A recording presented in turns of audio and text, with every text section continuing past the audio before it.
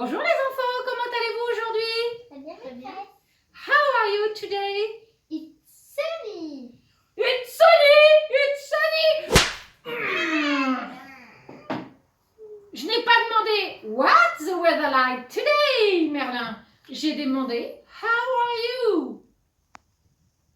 Marinette? How are you? Comment allez-vous? Et vous me répondez? Bien. Non, vous me répondez en anglais? I'm fine, thank you. Alors on recommence. How are you, children? I'm fine. I am fine. C'est pas fine, fine, avec un N de nénuphar. Fine. I'm fine, thank you, teacher. Teacher, la maîtresse, teacher. I'm fine, thank you, teacher. I'm fine, thank you, teacher. I'm fine. Thank you, teacher. Thank you, teacher. Malinette, tu vas aller dans la marmite? Non. Bon, et maintenant, what's the weather like today? It's sunny. Yes, it's sunny. Alors, eh bien, puisque c'est sunny, Malinette, peux-tu me dire quel jour nous sommes aujourd'hui? Malinette, Dimanche 3 mai. tu crois qu'on va à l'école le dimanche, mais ça va vraiment pas aujourd'hui. Si on va à l'école, on est quel jour, Malinette? Lundi. Lundi combien? 4 mai. Voilà. Aujourd'hui, on est lundi 4 mai. Et hier, nous étions... Dimanche 3 mai. Ah, quand même. Oui, et demain, nous serons... Mardi 5 mai. Voilà, très bien. Mardi 5 mai. Alors, je pense que vous avez bien travaillé ce matin, que vous avez fait sans problème votre fiche Salto, vous avez lu sans problème la petite histoire et vous avez dû faire vos mathématiques en gambadant, en chantant la vie, en dansant la vie, tellement c'était facile. Donc, petit cadeau, au lieu de travailler, je vais vous raconter une histoire. Installez-vous bien confortablement. Si vous voulez mettre votre tête sur les bras croisés sur votre bureau, c'est possible. Malinette? Voilà, on se repose, on se détend et on écoute la petite histoire qui va vous faire voyager dans des pays lointains. Il était une fois un petit ogre qui rêvait de voir le monde. Mais le petit ogre n'avait jamais quitté sa maison car ses parents ne pensaient qu'à manger, digérer et remanger en regardant la télévision.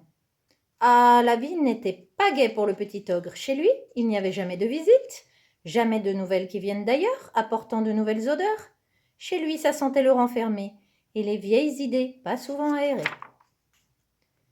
Un soir, le petit ogre en eut assez de regarder la télévision. Il descendit à la cave.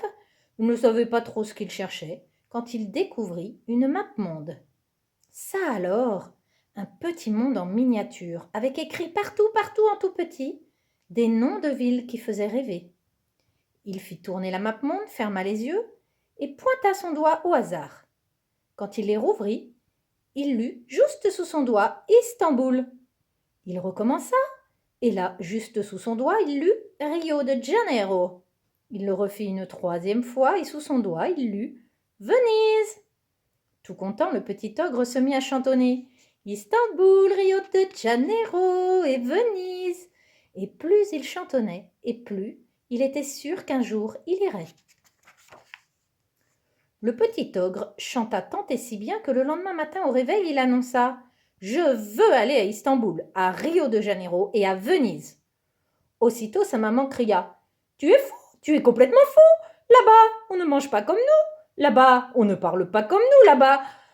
Là-bas, ce n'est pas chez nous. » Et son papa ajouta « Oh, là-bas, tu seras malheureux, hein, car les gens sont très méchants. Le monde est dangereux. » Le soir même, pendant que ses parents ronflaient devant la télévision, le petit ogre redescendit à la cave. Cette fois, il savait très bien ce qu'il cherchait. Les bottes de 7 lieues de son père. Il attendit minuit et les enfila. Alors, les bottes aux pieds, il chantonna dans sa tête « Istanbul, Istanbul, Istanbul !» 1, 2, 3. En 3 pas, il arriva à Istanbul. Le soleil se levait à peine.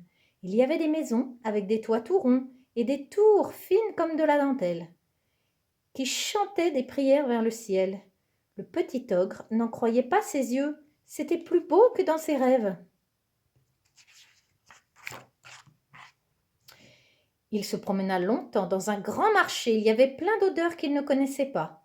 Il s'arrêta devant un étalage de bonbons tout mous. Il en tâta un et il pensa, maman avait raison. Ils ne mangent pas comme nous, pas du tout. Le marchand disait, loukoum, rat, loukoum. Le petit ogre répétait, loukoum, rat, loukoum. Et il riait avec le marchand tout en pensant, il faut que je le dise à papa en rentrant. Ici, les gens ne sont pas méchants, mais pas du tout. Le petit ogre resta plusieurs jours en Turquie, mais un autre nom lui trottait dans la tête. Alors un soir à minuit, il dit au revoir à ses amis. Il remit ses bottes de 7 lieues et il chantonna dans sa tête. Rio de Janeiro, Rio de Janeiro. 1, 2, 3, en 3 pas, il arriva à Rio.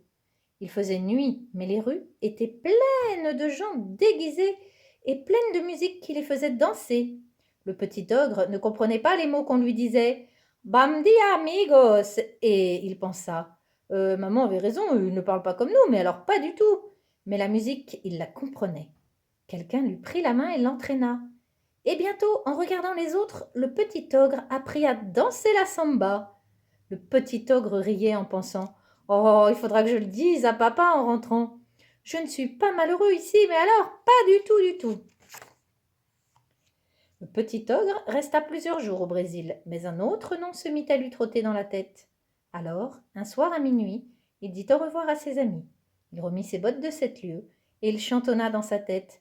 Venise, Venise, Venise. 1, 2, 3. En 3 pas, il arriva à Venise. C'était étrange, c'était très beau. C'était comme si la ville avait poussé dans l'eau. Les rues étaient des rivières et les voitures des bateaux. Le petit ogre monta dans une gondole et il regarda le gondolier lui raconter l'histoire de Venise. Pas besoin de parler italien, le gondolier parlait avec ses mains. Le soir, le petit ogre se régalait devant un grand plat de spaghettis quand une sirène le rejoignit.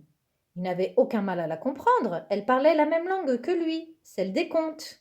« Qu'est-ce que tu fais là? Tu n'as pas honte? Cela fait 1 mois que tes parents te cherchent et qu'ils envoient des messages, mais partout. Tu n'as pas de cœur ou quoi? Allez, hop, enfile tes bottes et rentre chez toi. » Le petit ogre dut dire au revoir à ses amis d'Italie. Il enfila ses bottes sans attendre minuit et il bougonna. La maison, la maison, la maison. En 3 pas, le petit ogre arriva chez lui. Il trouva ses parents en larmes. Ils avaient les yeux rouges et une flaque à leurs pieds. « Voyons, dit le petit ogre, arrêtez de pleurer, personne ne m'a mangé. Au contraire, je vous ai rapporté plein de bonnes choses à goûter. » Pendant que l'eau chauffait pour cuire les spaghettis, il apprit à sa mère à danser la samba. Et quand vint le moment du dessert, il sortit de sa poche 3 loukoums un peu écrasés, mais délicieusement parfumés à la rose. Le père et la mère du petit ogre n'en revenaient pas. Jamais ils ne s'étaient autant amusés, jamais ils ne s'étaient autant régalés. Ils se régalèrent tant et si bien que le lendemain, ils attendaient le petit ogre devant la porte de la maison. « Je veux acheter des montagnes de loukoum, dit le père. « Je veux acheter des wagons de spaghettis, dit la mère. « Emmène-nous en Turquie, dit le père. « Emmène-nous en Italie, dit la mère. « Mais après, tu nous ramènes vite ici, hein, c'est promis ?» Le petit ogre fit semblant de promettre. Mais tout en marchant d'un bon pas, il chantonnait déjà à tue-tête.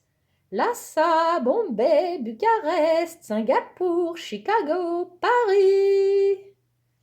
Fin de l'histoire.